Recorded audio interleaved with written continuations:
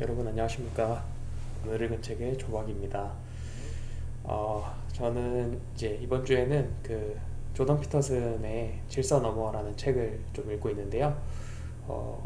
이 조던 피터슨이라는 사람을 사실 굉장히 좋아하기도 하고 또 책 내용 자체가 너무 좋아가지고 소개하고 싶어서 이렇게 영상을 찍게 되었습니다. 아마 대부분 많은 분들이 이미 아실 수도 있는데 조던 피터슨이 누구냐면은 그 맥길 대학에서 심리학 박사를 했고 하버드 대학에서 심리학과 교수로 6년 동안 재직을 했고 최근까지는 이제 토론토 대학 심리학과 교수로 있었습니다. 전작으로는 12가지 인생의 법칙이라는 책을 냈었고 그 책도 굉장히 인상 깊게 읽었었던 기억이 납니다.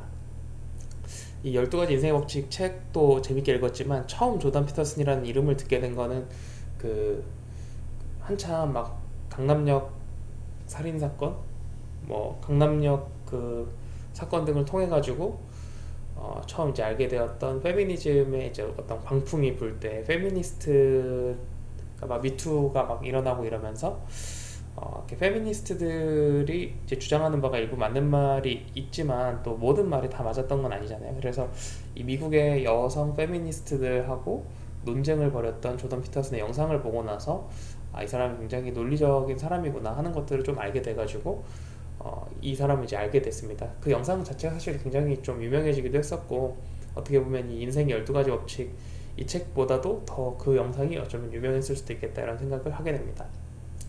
개인적으로 이 12가지 인생의 법칙 이 책에서 이제 사람들이 많이 기억하는 구절이 그런 거죠. 세상에 대해서 원망하고 불평할 시간에 이부자리나 잘 정리해라 그런 내용도 있었고 처음에 이제 가제 승리한 뇌를 가진 가제에게서는 어떤 그 승리의 호르몬이 흐르고 그 승리 자체도 이제 학습이 될 수 있고 이거를 좀 이렇게 할 수 있다. 그래가지고 너무 나를 학대하거나 나를 괴롭히는 사람한테는 대들어도 된다. 이런 얘기 했던 게 좀 기억이 납니다. 당시에 이제 제가 약간 그런 시간을 좀 보내고 있었기 때문에 좀 힘든 시간을 보내고 있을 때 이 책이 그런 식으로 좀 위로를 많이 해줬던 것 같습니다. 이 책의 첫 장은 기존 제도나 창의적 변화 함부로 깎아내리지 말아라 하는 챕터로 시작을 하는데요. 저는 개인적으로 이 챕터 1번 챕터 안에 이 작은 내용들로 이제 여러 가지 내용들이 나오는데 그 중에 그 소제목이죠. 소제목이 나오는데 그 중에서 이 바보의 유익함이 어떤 가장 핵심이 아닐까? 제가 느끼기에는 받아들이기에는 그 부분이 제일 좋았던 것 같습니다. 여기 이제 책에서도 설명하고 있는 그 타로 카드에 있는 바보 카드라고 합니다. 낭떠러지로 이렇게 아무것도 모른 채로 딱 떨어지려고 하고 있겠죠. 자기는 뭔가 도취해서 이렇게 딱 바보처럼 내딛는 이런 거를 이제 좋다 이렇게 이제 조던 피터슨은 이야기하고 있는 건데요. 한번 제가 간단히 설명을 해보겠습니다. 조던 피터슨은 책에서 처음에 그 한 내담자에 대해서 설명을 하고 있는데요. 한 내담자가 이제 찾아와가지고 이제 이야기를 하는데 일상적인 의사소통이 전혀 안 된다는 사실을 깨닫게 됩니다.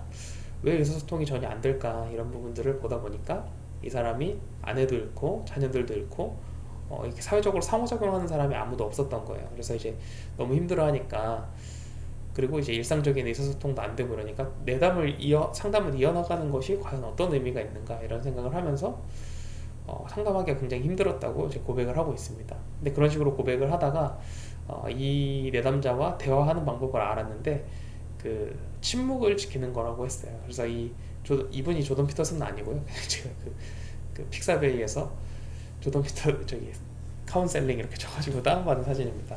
근데 어쨌든 어떻게 상담을 하면 좋을까 하다 보니까 한 1시간 정도 상담을 하면 50분 동안 침묵을 혼자서 유지했다고 해요. 조던 피터슨이 아무 말도 안 하고 가만히 50분 동안 있으면은 마지막 10분 동안은 또 대화가 되는데 20분 동안에는 정상적인 의사소통이 좀 가능했었다 이런 이야기를 하면서 이 사람이 되게 자기 얘기를 할 수 있네 이렇게 이제 하는 거를 알게 됐고 점점 이게 침묵하는 시간이 짧아짐에 따라서 점점 이 사람이 말도 잘하게 되고 논리적으로 이야기하고 의사소통이 가능해진다는 걸 알게 됐어요. 그리고 이 사람이 점점 그 우울감에서도 빠져나올 수 있는 이런 단계들을 보면서 굉장히 이런 사람이 타인하고 대화하고 마음의 질서를 가지는 게 굉장히 중요하구나 이런 생각들을 이 조던 피터슨이 하게 됩니다.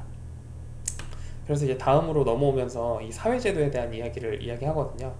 그 사회제도라는 것은 온전한 정신이다 이러면서 프로이트 이야기를 합니다. 프로이트는 그 뭐 잘 아시는 것처럼 뭐 이렇게 세 가지에 대해서 이야기를 했잖아요. 이드랑 에고랑 슈퍼 에고가 있다. 제가 그 대학 다닐 때 교육심리학 시간에 배운 거를 기준으로 생각을 해보면은 이드라는 거는 우리 안에 있는 어떤 욕망, 본성 이런 것들이라고 할 수 있겠죠. 그래서 뭐 수면욕, 식욕, 성욕 이런 것들이 다 이제 이드에 해당하고 그 슈퍼에고라는 거는 어떤 사회적인 압력 이런 것들을 의미하죠. 그래서 이거는 그러니까 그 사이에서 균형을 맞추면서 자리를 잡게 되는 게 결국은 에고, 나 이게 되는 건데 이드가 너무 심하면은 이제 뭐 그렇게 되겠죠. 이드가 너무 심하면은 약간 동물과 다름없는 사람이 될 거고 슈퍼에고에 너무 눌리게 되면은 자기의 어떤 본성이나 자기 욕구들을 표현하지 못함으로써 어떤 이제 문제가 발생하겠죠. 그 여러 가지 뭐 사례들이 있겠습니다만은 너무 부모로부터 요즘에 펜트하우스 같은 데 보면은 천서진 이사장 뭐 이런 사람들 나오죠. 그런 사람들 보면은 너무 억압을 받다 보니까 본인의 어떤 이 마음이 변한 것을 인지하지 못하고 본인 잘못되어 있다는 걸 인지하지 못하죠. 주단태 회장 이런 사람들도 다 마찬가지로 나오는 것 같습니다. 어쨌든 이런 슈퍼에고에만 너무 강력하게 매몰돼서도 안 되고 그렇다고 자기의 이드만을 너무 발산해서도 안 되고 적절한 균형을 찾아서 에고를 만들어 가야 되는데 그것이 이제 굉장히 중요하다. 근데 이 조던 피터슨은 이거를 왜 가지고 왔느냐 제가 이제 읽으면서 생각한 거는 결국은 사회제도라는 것도 이와 마찬가지다. 사회제도라는 것도 각 개개인이 생각할 때 이 제도가 완전한 거는 아닐 텐데 사람들의 욕구를 어느 정도 인정을 하면서도 어느 정도 그 통제를 해가지고 사회를 온전하게 유지시켜 줄 수 있는 이드와 슈퍼에고 사이에 그 에고를 가질 수 있도록 사회제도 자체가 에고 같은 역할을 한다 하는 것들을 이제 보여주고 있는 거라고 이야기를 한다고 저는 이제 생각을 했습니다. 크게 이제 좀 여러 가지 질문들을 하면서 이 중에 3개 이상에 해당을 하면은 그 이제 좀 문제가 있는 거다 이런 얘기를 하는 거를 사회적으로 고립이 된 상태다 이렇게 이제 이야기를 하고 있는데요. 지적 능력이나 야망을 가질 정도로 충분히 교육을 받았느냐 혹은 흥미롭고 생산적인 활동을 하면서 여가를 보내느냐 뭐 핸드폰만 하면서 보낸다던가 아니면은 뭐 이렇게 게임만 계속하면서 보낸다던가 이러면 이제 2번에 해당 안 하는 거겠죠. 2번에 체크가 되겠죠. 그리고 세 번째로는 이거 똑같은 말 썼네요. 네 번째로는 미래를 대비해 안정적이고 확실한 계획을 세웠는가. 그러니까 미래에 어떤 계획을 세웠고 그 계획을 달성하기 위해서 끊임없이 노력하면서 나아가고 있는가. 이런 부분들을 이야기하고 있고 그 다음으로는 부부 생활이 안정적인가 이런 이야기를 이제 또 하고 있죠. 그래서 다음으로는 가족관계가 친밀하고 화목한가. 그 다음에 충분한 수입과 안정감을 주고 만족감과 기회의 원천이 되는 직업이 있느냐. 이런 것들을 이제 이야기하고 있습니다. 그 책 서문에 그 조던 피터슨이 본인이 이 책을 쓰면서 겪었던 일에 대해서 쓰고 있는데요. 자기의 이야기인데 굉장히 좀 저는 이제 와닿는 바가 좀 있었습니다. 조던 피터슨 같은 경우에 심리학자고 앞서 책에서도 인간의 그 삶이라는 것이 항상 기쁨과 슬픔, 고통 뭐 이런 것만 있는 것이 아니라 그러니까 우리가 이제 고통의 순간을 딱 마주했을 때 우리는 그런 생각하게 되잖아요. 너무 괴롭고 내 생활이 괴로운 것만 보이잖아요. 근데 그 이면에 우리 인생의 그 괴로운 것은 한 단면일 뿐이다. 그 이면에 있는 아름다움이라든지 그 이면에 있는 즐거움, 행복함 뭐 이런 것들을 찾아라 이제 이렇게 이제 이야기를 하고 있는데 이 조던 피터슨 자체도 본인이 이제 우울증 때문에 굉장히 힘들었던 시간들을 고백을 하면서 약물 치료하면서 약물의 수위를 점점 높여가고 그랬는데도 이게 호전이 되지 않아서 막 러시아로 가서 어느 날 이제 눈을 떠보니까 갑자기 러시아에서 깨어나고 막 그런 일들을 앞에서 이제 설명을 하고 있거든요. 아내가 거의 치사율이 굉장히 높은 질병에 1년 사이에 막 3번, 4번 걸리고 자기는 졸도하고 딸은 막 다리 뼈가 부러졌는데 그 수술하는 것 때문에 너무 괴로워하고 이 자기의 가정이 무너지는 모습을 보면서 굉장히 본인이 힘들었기 때문인지 이런 부분들이 이제 나오더라고요. 그래서 이렇게 그 개인이 사회생활 하는 데 있어서 가정이나 직장 그리고 친구 그리고 여가 활동 이런 것들이 얼마나 중요한가 이런 이야기들을 하고 있습니다. 생각해보니까 저는 이제 여기에 해당하는 것들이 거의 없고 뭐 그나마 있다면은 제가 지방에 혼자 내려와서 아내랑 둘이 살고 있기 때문에 제가 이제 그 대학에서 일하는데 같이 이제 친구로 지낼 만한 사람 별로 없다. 그거 빼고는 뭐 나머지는 크게 문제가 없는 것 같습니다. 근데 어쨌든 이제 이 이야기를 하면서 그렇게 이제 이드와 슈퍼 에고와 그 사이에 있는 에고 이야기를 하면서 자기 손녀딸 이야기를 꺼내게 됩니다. 3살 손녀딸이 이제 손가락으로 어떤 물건을 가리키면은 가족들이 막 웃거나 어떤 반응을 해주면은 이 아이가 그 속에서 어떤 중요성을 파악한다는 사실을 알게 된 거죠. 저는 개인적으로 교육학을 공부했는데요. 교육학에서 가르치다라는 말의 어원이 가리키다에서 왔다, 이런 이야기를 하기도 합니다. 그 가르치다라는 말은 모르는 걸 알려준다는 의미잖아요. 모르는 거를 이제 알게 해주는 거.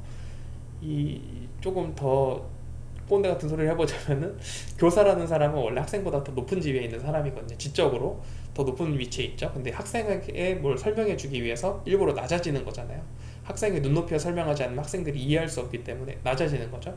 그렇기 때문에 어떤 이제 굉장히 숭고한 직업이 가르친다는 것인데, 가리키기라는 것을 통해서 가르치다라는 말이 왔다는 거죠. 결국 그 눈높이를 낮춰서 얘네들한테 전수해야 될 거, 학생들에게 전수해야 할 것은 뭐냐면 사회에서 무엇이 중요한지, 어떤 가치가 더 중요한 것이고 어떤 것이 더 소중한 것인지를 알려주는 그 작업, 그것이 굉장히 중요하다, 이런 것들을 이제 알게 됩니다.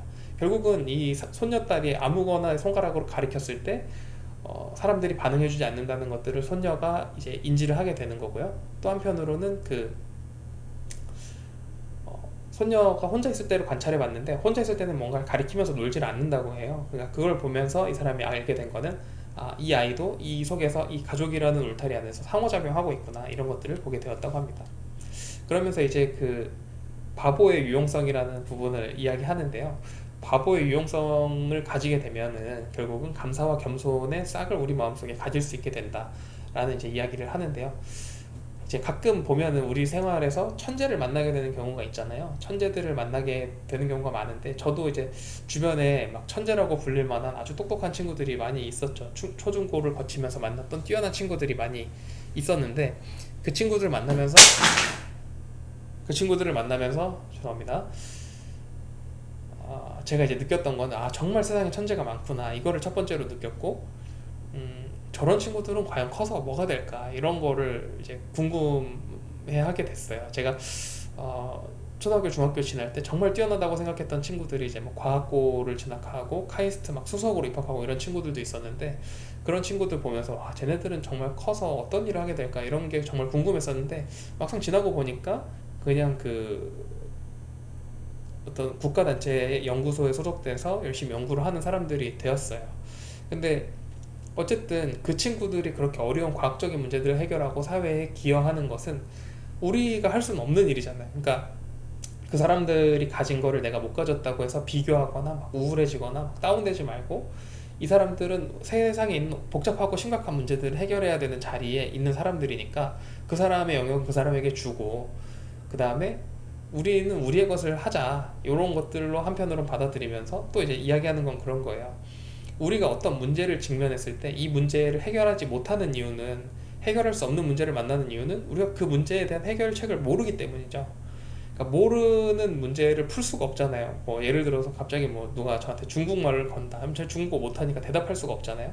해당 지식이 없는 상태에서 해당 문제 풀 수가 없게 되는 건데, 그런 경우에 그 바보가 되는 걸 두려워하지 말라는 거죠. 바보가 되는 걸 두려워하지 말고 최대한 낮은 자세에서 어떤 겸손한 마음으로 다른 해결책을 찾아보는 거, 그런 도전을 해보는 거, 이렇게 이 바보처럼 낭떠러지로 기꺼이 떨어지는 것을 감수하는 것이 결국은 우리가 몰랐기 때문에 못 풀었던 문제를 새롭게 새로운 눈으로 바라볼 수 있는 시각을 제공해주면서 뛰어넘을 수 있게 해준다, 그런 것들을 이제 또 이야기하고 있습니다. 그러면서 동시에 동료의 필요성을 이야기하는데요. 동료가 왜 중요하냐라고 했을 때, 이제 앞에서 뭐 위계의 중요성 이런 것도 이야기를 하는데, 위계도 중요하지만 동료가 더 중요한 이유는, 위계는 그 사람 앞에 있는 리더의 말을 따라서 가는 것 자체로 문제를 해결할 수도 있지만, 동료는 동등한 위치에서 서로 설명을 해서 상호작용하면서 앞으로 발전해 나갈 수 있기 때문에 본인의 발전에 더 큰 도움이 된다고 이제 이야기를 하고 있습니다. 결국은 이제 동료의 필요성이, 그러니까 이 책이 계속 강조하고 있는 게 서로 사회적으로 상호작용하는 게 굉장히 중요하다, 이런 부분들을 이야기하고 있죠. 그러면서 이제 사회제도라는 것이 어떤 것인가를 또 이야기하고 있는데, 보수주의자하고 진보주의자에 대해서 이야기를 하고 있어요. 보수주의자 같은 경우는 개인의 성공, 사회의 조화, 장기적 안정, 이런 것들을 통해서 어떤 사회가 발전하는 것들을 봐왔기 때문에, 그리고 항상 사회가 발전하려면 굉장히 여러 가지 어떤 사람들의 지식의 정수가 딱 뽑아가지고 들어가줘야지만 이게 되기 때문에, 사실은 굉장히 이걸 따라가는 게 어쩌면 맞는 게 아니냐 이런 이야기를 하는데, 여기서 제일 중요하게 생각해야 되는 거는 도덕적 타락이라는 거죠. 이 사람들이 답을 알고 있고 답을 잘 해결할 수 있는 어떤 지식과 능력이 있는데도 불구하고 이 도덕적으로 타락해버려가지고 최근에도 뭐 이런 도덕적인 이슈들 때문에 사회가 시끄럽잖아요. 그리고 근데 그렇다고 뭐 비단 이게 뭐 지금 정부에서만 있는 문제가 아니라 항상 오랫동안 보수나 뭐 어쨌든 기득권을 가진 사람들에게서 제일 경계해야 할 덕목 중에 하나가 도덕성이잖아요. 깨끗하고 청렴한 도덕성, 이런 것들을 이제 돼야 되는데, 반대로 이런 것들을 비판하는 입장에서 보면은 정치의 타락이 되어서는 안 된다. 결국은 숭고한 마음으로 타락되지 않은 마음을 가지고 우리가 이제 사회를 가지고 가야 된다라는 게 이제 진보주의자들의 생각인데, 진보주의자들의 단점을 이 조던 피터슨은 뭐라고 이야기하냐면, 제대로 아는 게 없는데도 불구하고 본인의 무지에 대해서 제대로 알지 못하면서 남이 아는 거, 그러니까 이제 남이 알려준 거 이런 거에 대한 감사가 없이 그냥 비웃기만 한다는 거예요.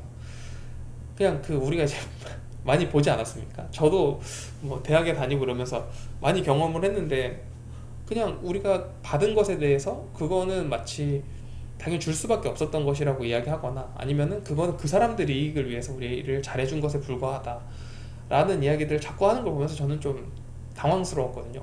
오히려 받은 것에 좀 감사할 줄 알고 좀 이미 어쨌든 이 사람이 나를 위해서 준 게 아니라 어쨌든 뭐 본인의 이익을 위해서 줬다 하더라도 내가 받은 건 사실이기 때문에 거기에 그냥 감사하면 되는 거 아닌가 이런 생각을 했는데, 어쨌든 이 조던 피터슨은 그런 식으로 설명을 하고 있습니다. 그러면서 이제 어떤 20대 초반 여성하고 대화를 하는데 그런 이제 이야기를 했다고 해요. 이 20대 여성이 그 에코 페미니스트였던 것 같은데, 본인이 이제 환경적으로 그 채식주의를 하는 사람이었는데 이 조던 피터슨을 막 비난하고 서로 이제 대화를 하는데 대화가 아예 안 통하는 정도로 너무 비난하고, 이 자기가 가지고 있는 약간의 지식을 가지고 너무 이거를 도단하는 논리나 어떤 이 체계적인 사고를 하는 게 아니라 지식 체계를 다 도단해버리는 이런 일들을 보면서, 아 이런 경우에는 말이 안 되는구나, 대화가 안 통하는구나. 그러니까 결국은 이 사람이 환경에 대해 알고 있는 조금의 지식, 이게 어떤 역할을 하냐면은 본인에 대한 20대 초반 이 여성 스스로가 본인의 도덕적 우월감을 성취하는 하나의 도구로만 이걸 활용하는 뿐이라는 거죠. 결국은 이런 논리를 가지고 이 조던 피터슨이 과거에 그 페미니스트들하고 싸웠던 게 아닌가 하는 생각도 하게 되었습니다. 그러면서 이제 이 조던 피터슨이 이 장 말미에 인격의 위계 구조와 변화 가능성이라는 챕터에서 이 성경을 가지고 설명을 하고 있는데요. 누가복음 2장에 보면 이런 말이 나옵니다. 아마 아는 분들도 계실 텐데요. 이 예수님의 어린 시절을 이야기를 하면서 이런 얘기가 나옵니다. 12살에 모든 율법을 깨우쳤다. 그러니까 부모님이, 이 예수님의 부모님이 예수님을 잊어버려요. 그 여러 사람이 있는 곳에서 예수님 잊어버려가지고 어디 갔지 막 찾다 보니까 성전에서 이 랍비들, 당시에 최고의 지식인들하고 성경을 가지고 토론을 하면서 누구 말이 맞느냐 이걸 막 가지고 하는 모습을 보면서 부모님들이 깜짝 놀랐고, 네가 왜 여기 있냐 이렇게 이야기를 하니까 예수님이 그렇게 대답하죠. 그 내가 아버지의 집에 있는 것이 당연하다 이렇게 이야기를 하면서 막 그렇게 이제 본인 율법에 대해서 12살 때 이미 다 알고 있는 모습을 보여주죠. 하지만 이 예수님이 30대가 돼가지고 공생애를 살잖아요. 이제 그 진짜로 어떤 진리의 말씀을 전파하고 어떤 어려운 사람들을 도와주고 이런 모습들을 보여주면서 공생의 기간 동안 어떤 행동을 하시냐면, 이 율법주의적인 사람들, 바리새인들하고 뭐 이런 사람들하고 그 논리 대결을 펼치는 게 아니라 이런 모습을 보여주는 거예요. 막 가령 뭐 안식일에는 쉬어라 이런 율법이 있으면 그 율법을 지키는 게 아니라, 안식일에 어려운 사람을 도와주는 건 어떠냐, 안식일에 병 걸린 사람을 고쳐주는 건 어떠냐, 안식일에 배고픈 사람을 먹이는 것은 어떠냐, 이런 더 높은 차원의 행동을 하신다는 거죠. 그러니까 결국은 이런 거예요. 그 공생의 기간 10대 때 이미 율법의 모든 것들을 깨우치고 당대의 어떤 지식인들과 토론이 가능했던 이 예수님이 30대가 되면서 더 인격적으로 성숙을 하고 더 이제 사회적으로 물이 올라서 이제 이런 식의 행동을 했다는 거죠. 단순히 율법 자체에 묶여 있는 것이 아니라 율법이 때로는 사회 전체적인 공익과 반대된다고 생각할 때 그것을 깨는 행동을 하는 것, 이것을 전형적인 영웅의 면모라고 조던 피터슨 설명을 하면서 이 예수님의 행동이 굉장히 높은 행동이다 이렇게 이제 이야기를 합니다. 그러면서 이게 이제 저도 교회에 다니기 때문에 이런 운동에 대해서 알고 있는데 그 미국에서 이제 이런 운동이 있었다고 해요. 어떤 문제가 딱 생겼을 때